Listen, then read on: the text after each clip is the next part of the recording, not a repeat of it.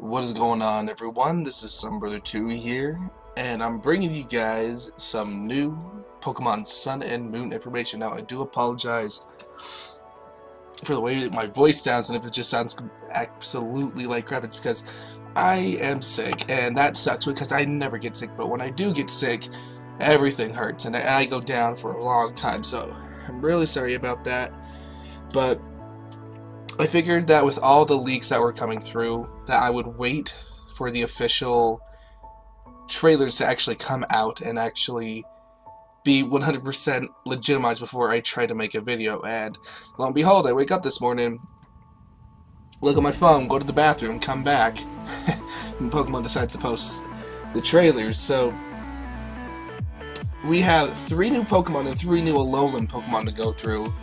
And we're not going to do a trailer analysis because, you know, the leaks have already been gone through and, you know, there's more than enough videos of that. But I want to get into the nitty-gritty of what these Pokemon are. So, one of the first Pokemon that we have is Morelull. It's the Illuminating Pokemon. It's a Grass Fairy type with Illuminate and Effect Spore as its abilities. Morelull are nocturnal Pokemon that walk around at night on their leg-like roots. They move because staying in one spot and sucking all the nutrients from the soil would cause surrounding plants to wither. Morelull uses its leg-like roots to make contact with its fellows and communicate with them. Morelull broadcasts spores that glow brightly when they burst. Looking at their pulsing light has a soporific effect. It seems that in times of danger, Morelull broadcasts these spores. So it is just basically almost like a Fungus and Moongus kind of thing, where it's just a mushroom that spreads spores. But what's really cool that Pokemon seems to be doing with more and more of these Pokemon that I'm noticing is more and more of these Pokemon are either day Pokemon or nighttime Pokemon. They're, you know, like they're not, like it says here, like he's nocturnal and they only move during the night and stuff, which I think is honestly really cool, taking the main centerpiece for your, sorry, if you hear anything in the background, my cats are going nuts. They're going through and they're actually taking notice of Sun and Moon, and I'm wondering if all the Sun Pokemon that they've revealed and all the nocturnal Pokemon that they revealed will be in Sun and Moon respectively, or if they will in fact, you know, mix it up, or if that's like the defining feature between the games for like the version exclusives and stuff. I feel like there's going to be a lot of version exclusives when it comes to this, because we have so many goddamn Pokemon out there, it's not even crazy. But that is Morelull. More than likely will get an evolution or two. I'm hoping it kind of gets 2, but that's just me talking. But next up was something that we do know is confirmed from the Core leaks. It's Pukumuku. That's what I'm gonna call it because it sounds like puke, which is kind of what it's doing with it. Like if you saw the trailer, it's exactly what it's gonna be doing, because it's a sea cucumber Pokemon. And if any of you know what the hell sea cucumber or just a sea cucumber is in general, they freaking nasty as all hell. But it's just a regular water type and has the ability Innards Out. Now, let's see. I'm just gonna read at the bottom paragraph where it does talk about the ability before we actually start reading about this thing. Pukumuku has a new ability, Innards Out, which no other Pokemon has had before. With the Innards Out ability, when this Pokemon faints, it will be able to deal one last bit of damage to its opponent, equal to the amount of HP it had left before it received the final blow. Interesting. So, originally I thought that Innards Out was going to be like Aftermath or something like that, you know? Something that only took like a set percentage of your health. But that doesn't seem to be the case. That's actually kind of really cool. So, if you knock this thing out from full health, you're getting a shit ton of damage. That's really, really cool. Sorry about that. I'm gonna get a little bit of water. That's actually a really cool ability, and if this thing keeps Innards Out through its evolutions, because you know this thing has to have an evolution. In fact, This thing looks like an in-training Digimon, okay, that just hatched. Okay. That's honestly what this thing looks like to me, some weird-ass fucking thing that's gonna evolve into something freaking crazy, man. This thing's gonna become Agumon out of nowhere. But due to their appearance and lifestyle, Pyukumuku are considered unappealing to tourists. Part-time work chucking Pyukumuku back into the sea is available at tourist beaches, but no matter how far they're thrown, Pyukumuku will always return to the same spot. Really? That's kind of a sad life. But once a Pyukumuku finds a place it likes, it won't budge from it. If someone moves it away back, it comes to the same spot. If it runs out of food to eat in that spot, it'll stay there and starve. The people of Alola found this so pitiful that they developed a tradition of chucking Pyukumuku back into the food-rich sea whenever they come across any thin-bellied Pyukumuku. Okay, so they were doing it just to save the thing, because it would rather stay there and die like a dumbass instead of move and, you know, get healthy. Which I guess I can kind of see. Pyukumuku are covered with a slippery, vicious fluid that has a moisturizing effect. Pyukumuku can stay on land for a week without drying out. The people of Alola use this fluid for skincare products. Pyukumuku hate to have their spikes and mouths touched. If you step on one, it'll hurl out its fist-like inner organs to strike at you. So that's Pyukumuku. I think it's actually really one of the coolest designs that you could actually make for a sea cucumber, because, like, seriously, just Google sea cucumber. It's the nastiest freaking thing that you'll ever see. But I like this. This is really cute and adorable. That little Digimon. I'm gonna be.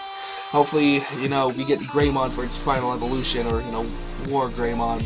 I like that. That sounds like a good idea. Pokemon, get on that. Don't let me down. And then our final. Well, kind of final. Yeah, our final new Pokemon that's been revealed from the leaks is a Wishiwashi Solo and School form. It's a small fry Pokemon, and it has the ability Schooling. A single Wishiwashi is tiny and weak, measuring just 8 inches from nose to tail. Wishiwashi is very small even for a Pokemon, yet the people of the Alola region seem to view it as a terrifying Pokemon. When it's in danger, Wishiwashi's glistening eyes catch the light and shine out, sending an SOS signal to its allies. Wishiwashi have an ability called Schooling, which no other Pokemon has previously had. With Schooling, Wishiwashi can change form in battle to their school form under certain conditions. So that's Wishiwashi's solo form. It's like, I almost want to say it's kind of like Zygarde single cell form or whatever, but let's go ahead and just move on over to Wishiwashi's school form, which, as you can see, this guy's freaking huge. Like, if you see this thing in-game through the trailers, this guy's absolutely freaking huge. Look at this, 26 feet, almost 27 feet long with them 11 inches, and 173 pounds. It's ridiculous. The seemingly weak Wishiwashi is called the Demon of the Sea because of its terrifying school form. When Wishiwashi friends receive an SOS signal, they unite in this huge battle formation. Wishiwashi have encountered many dangerous situations and have a lot of experience calling on their allies who will be able to emit a bright light from their eyes. They can gather allies and transform into an even more powerful Pokemon. Even Gyarados flee from Wishiwashi's school form. Even Gyarados flees from Wishiwashi's school form. That is crazy to think about when you think of what a absolute beast Gyarados is. Even Gyarados runs from Wishiwashi. That's kind of fire right there. But look at this thing. It's literally a frickin' submarine-looking Pokemon, but it's still classified as a small fry Pokemon. That's kind of funny. And it always says, you know, it's able to change form under certain conditions, but yet we have no idea what those conditions are as of yet. So unfortunately, that's all we have from Wishiwashi, but I'm letting you know right now, Wishiwashi is pretty freaking cool. Like, seriously, every new Pokemon that comes out, like, there's not one I've necessarily fully hated. It's just, not fully hate it. I probably disliked it for a while, but then it grew on me because the more that Pokemon is doing, the happier I am. Because with X and Y, I felt like we were kind of duped out of it just to prepare for Omega Ruby Alpha Sapphire. And so, while I enjoy X and Y to death, I feel like we were kind of gypped only getting, 73 new Pokemon. I'm taking a drink, I'm sorry.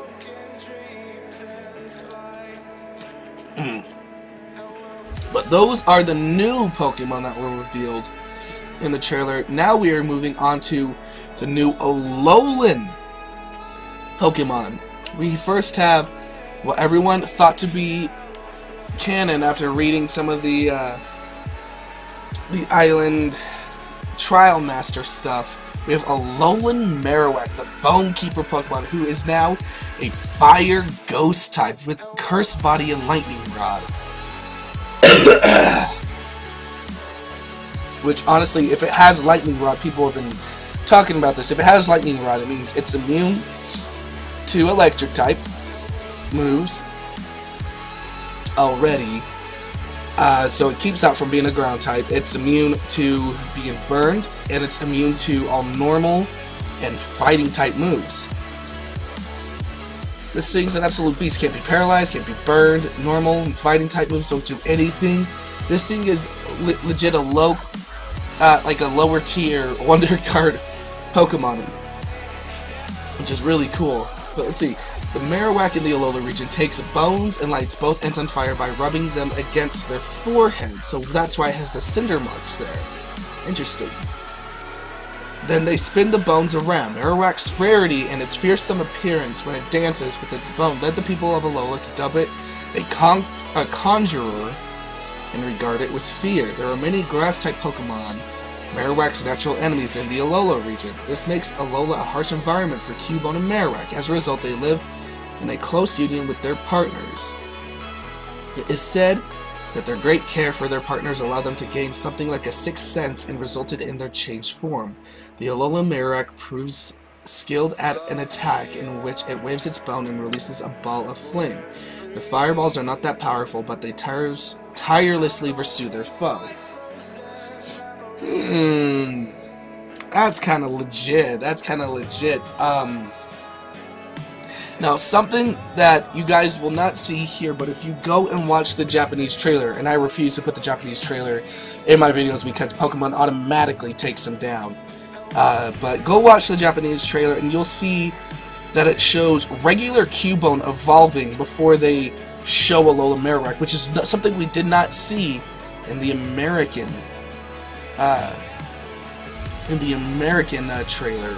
So that leads me to believe that what people are wanting, it's like, oh, they release this Alolan Pokemon, because, we've had just Executor so far, and then we have, what are the Vulpix, Ninetales, and then Sandslash. We've seen, that full set of Pokemon there, but everyone's like, well, where's Alolan form Executor? Where's Alolan form Marowak? And as you'll see, the trend will kind of continue. It's like, why aren't they doing the full line? My thought here is because they're showing regular Cubone, for some Alolan changed forms, it only has to come through evolution, because the lower form, to some degree, can actually survive in the Alolan territory, the Alolan climates as they are, but upon evolving to their stronger forms, they need that change somehow, which I think is really cool. So you will see regular Pikachu, I can't even talk, I'm so sick. Which is what we're going into next, which is Alolan Raichu, which is possibly one of my favorite Alolan Pokemon I have seen today. I am in love with electric types, you guys. I am in love with electric types. And to see Raichu get an Alolan form is dope as all hell. It turns into an electric psychic Pokemon, and I cannot wait to see, like, if this thing gets any stat distribution changes or what, something like that. But it's electric psychic type, which is so freaking dope. And look, it is literally surfing on its tail. It is literally surfing on its tail, you guys. It's just beautiful. It's just beautiful. I cannot wait to have this. I'm going to use this. I don't care what anyone says. I'm going to use this. But in the Raichu and Alola have two types, electric and psychic, and they are able to wield psychic power. What's more, they can gather their psychic power in their tails and then ride them to float in the air. That is so awesome to read, and my phone's going off right now. Even Pokemon researchers don't know why Raichu's form changed in the Alola region. I know exactly why, because Pokemon wanted their mascot's evolution to be even more bomb as all hell. Let's see, the people of Alola seem unconcerned by the question. Their guess, maybe it ate too many sweets and fluffy round pancakes. I mean, it does kind of look like a pancake. I see why Alolans think that. Raichu has electric sacs on its cheeks, and rubbing them causes a sweet aroma to be released. The mechanism behind this is not clear, but it's thought to be connected to the psychic power that Alolan Raichu possesses. The Alolan Raichu has a new ability, Surge Surfer, which no other Pokemon has previously had. With the Surge Surfer ability, the Pokemon's speed will be doubled on electric terrain. So with Tapu Koko... Sorry guys, so with Tapu Koko's ability setting electric terrain, if you get these two in a double battle together, oh my god, they're wrecking house, boy, I'm telling you that much right now. But once again, going back to what I said about the Marowak and the Cubone stuff, in the Japanese trailer, again, they just show regular Pikachu evolving. So that leads me to believe that there is no Alolan Pikachu, there's just Alolan Raichu and Marowak. And through some circumstances, maybe just being in Alola evolves them into their Alolan forms. I'm thinking like with Raichu, it has to do with like another stone, or potentially even like a rock, kind of like the evolutions, or even like just a level up evolution. I mean, you never know when it comes to Pokemon. You never know, or it might be item specific things to evolve each Alolan Pokemon that way. Because with Cubone, I mean, it says that once it finds the bone, it lights it on fire, so maybe you need to find this bone item and give it to Cubone, and that's when it evolves into Marowak, which I think would be really dope, kind of like the Bone Club, but like Fire Club. Yo, that sounds actually kind of legit. I just thought of that right now. Shows how smart I can be at 7:45 in the frickin' morning. But I love the design. I love how such a simple change to Pokemon can make them so amazingly, and almost new in a way, but still being the same Pokemon we've known and loved for over 20 years, which they have been just doing Generation 1 so far, but I feel like given some time, they might add a couple Gen 2 through 6 mods, but I don't feel it fully being that way, just because with Oricoro, or whatever, the bird that has the different forms, it talks about Kanto. And so I'm thinking that this place is actually really close to Kanto. The Alola region is probably close to Kanto, maybe Kalos as well. Because it does mention that that's the only region that's honestly been mentioned through all the Pokemon Sun and Moon stuff, if I'm not mistaken.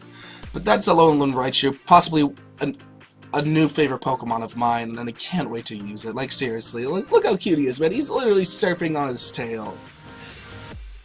But finally, we have Alolan Meowth to round up everything that's been going on as far as Pokemon. It's now become a Dark type, and it still has its abilities of Pick-up and Technician, which I believe it had before. But look how sassy as all hell this Meowth has become. Like, seriously. It's got the fangs going and stuff. It don't have that big mouth anymore. I don't know what more to say to that. I feel like they had to give Meowth that Alolan form just because, for anime perspectives, because you have Pikachu with Raichu getting the Alolan form, so it would make sense that its enemy, Meowth, would actually go through and get the Alolan form as well. I feel like that's something really cool to think about. Hold on. Damn it. I don't know how much more I can talk. But Meowth is a Pokemon that did not originally live in the Alola region. They were sent to the royal line as an offering from another region, probably Kanto, and only a select few could have them as partners. The Meowth and Alola are distinct for their cunning and their great pride, two things they really hate, a wound to their pride and dirt on their coins. If either one happens, they fly into hysterics. That's kind of crazy. It is said that the Meowth that were offered to the royal family lived a life of luxury and pampering, which led them to have a selfish and prideful attitude. This caused Meowth's form of change. So greed and power refers to dark typing, or as Japan, Pokemon in Japan calls it evil typing, which I think is hysterical if you think about that. The once rare Alolan Meowth became feral when the monarchy was destroyed, and they have now become a regular Pokemon, seen as commonly in the Alola region as elsewhere. Okay, that's kind of cool. So it's a mixture of royalty and feral. That's kind of dope as hell. Did not know that, reading through all the, or just watching all the videos of everyone else getting the leaks, but that's dope as hell. But yeah, unfortunately we do not have anything as far as Alolan Persian, but I can only imagine, you know, sooner or later something's gonna leak, or Pokemon's just gonna reveal it and stuff. There it shows, you know, Alolan Meowth compared to regular Meowth. Look how sassy that motherfucker is. But yeah, that's just the Pokemon. We did get new information though on where are they? On Team Skull, which has been confirmed to be the actual bad guys, or you know, the evil team of the region. Team Skull. In the Alola region, a group of ruffians known as Team Skull causes a lot of trouble. They steal other people's Pokemon, mess up the trial sites, and delight in all kinds of evil deeds. These guys are dope as all hell. Such a colorful and wonderful, you know, region. Has just this dark, you know, monochrome, I want to say it like that, looking motherfuckers. That's, honestly, it's really cool. And if you watch some of the, what's it called, oh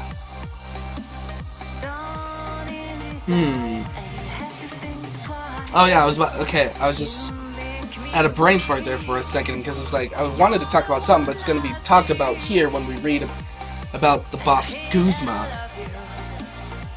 Or Guzma? No, Guzma doesn't sound right. Team Skull boss Guzma.